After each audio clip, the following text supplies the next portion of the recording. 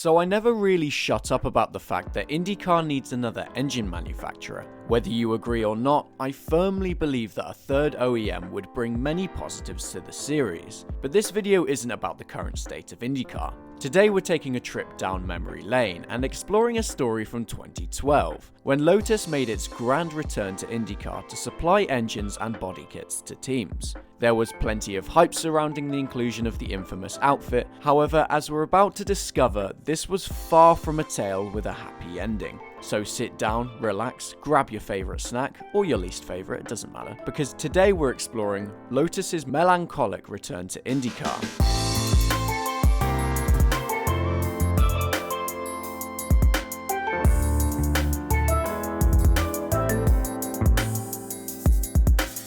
This story begins in November of 2010, when it was announced at the Los Angeles International Auto Show that Lotus would be joining IndyCar in 2012 to supply engines and body kits to their customer teams. It was also announced not long before that Chevrolet would also be providing engines for IndyCar teams from 2012 onwards. However, since we all know that this was more or less a success, I'm going to ignore this for now and focus on Lotus. IndyCar CEO at the time, Randy Bernard, stated that we learned really quickly that the fans wanted the spec series to go away. That was the number one thing. Lotus is a renowned name in racing, with long associations with some of the greatest names in motorsports. Despite the fact that Lotus was an official entrant in the Indy 500 from 1963 to 1968, they had never supplied their engines within the sport. Jim Clark's 1965 Indy 500 victory came in a Ford-powered Lotus, being the first ever IndyCar to win a race with a rear-fitted engine. But more on that in my IndyCar history video.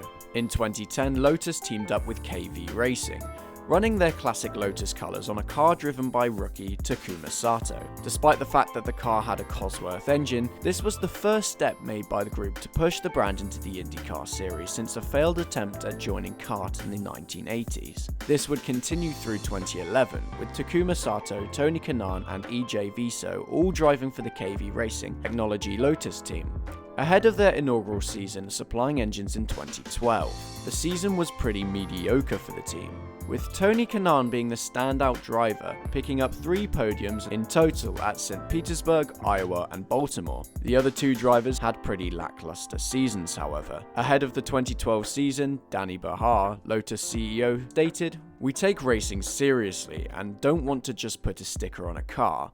We want to fight with the big guys. We made the decision that this is where we want to be. We believe in the IndyCar series and think it ties in with our strategy in the USA." Lotus had made it a mission to expand the brand as efficiently as possible, attempting from increasing their number of cars produced per year from 2,000 to 8,000. This came with a break into F1 too, with the Renault F1 team rebranding as Lotus in 2012, running a historic black and gold colour scheme, piloted by Kimi Räikkönen and exciting rookie Romain Grosjean. 2012 rolled along and Lotus was set to power 4 teams, being Dreyan Reinbold, Dragon, Brian Herter Autosport and Lotus HVM Racing. Oriol Servia, Dreyan Reinbold's only driver for the season, had a poor start to the season, with a 16th in the season opener at St. Petersburg, 13th at Barber, 16th at Long Beach, and 11th in Sao Paulo. Dragon also had a horrid start to the season, with a P9 from Sebastian Bourdais being their only result better than 17th for their 2 cars within the first 4 races. It will also come as no surprise that Brian Herter Autosport also had a troubled start to the season, with a P14, a P26, a P1 and a DNS in the first 4 races. And to put a nail in the coffin, Lotus HVM Racing had the worst start to the season of any of the teams, with P24 in the season opener, followed by 2 P20s and another P24 in Sao Paulo. So there seems to be a trend here. Every Lotus-powered car was struggling massively at the beginning of their grand return to the sport. The fact that a P9 for Bourdais and Barber was an outstanding performance spoke volumes about the issues that the teams running the engine were facing. The Lotus IndyCar engine was plagued with reliability issues and was significantly down on performance compared to its Honda and Chevrolet counterparts. Chevrolet, who were also debuting an engine within the series, had a phenomenal start to the season, winning 4 of the first 4 races, 3 of which coming from the hands of Will Power's number 12 Penske. In fact, Lotus's deficit to its rivals was most prevalent when looking at the Manufacturers' Championship, regarding highest position for the opening rounds. Chevrolet had picked up 4 wins, Honda on the 3 seconds and a third,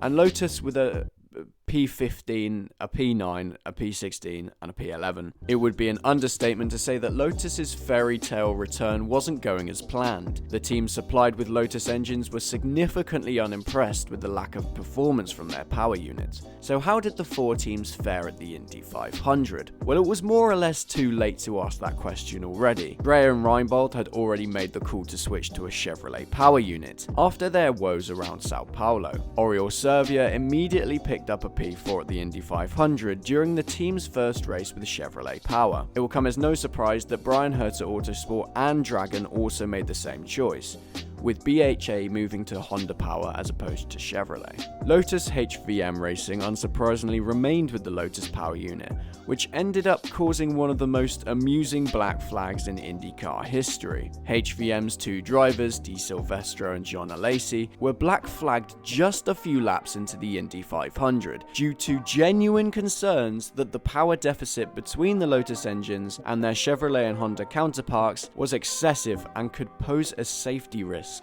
The Lotus cars were up to 17 miles per hour off the pace at Indy, which makes a staggering difference at a super speedway. This truly highlights just how far off the pace that the Lotus package was. It wasn't as much of an issue around road and street courses, but when you're that far off the pace around an oval, there's basically no point even showing up. HVM valiantly remained with the Lotus engine until the end of the season, whilst Dreyer and Reinbold, Dragon and BHA had to claw back the points that they had missed out on at the start of the season with their new engine packages. Unsurprisingly, those teams managed to get back up to speed and score some decent points towards the end of the season. The only thing to happen with HVM, however, was being barred from the penultimate race at Texas Motor Speedway for the exact same reason as before, a significant difference in speed to the point where IndyCar officials considered it to be dangerous. Lotus would inevitably ask for its release at the end of the 2012 IndyCar season, after what may go down as one of the most shocking IndyCar seasons for a single manufacturer ever,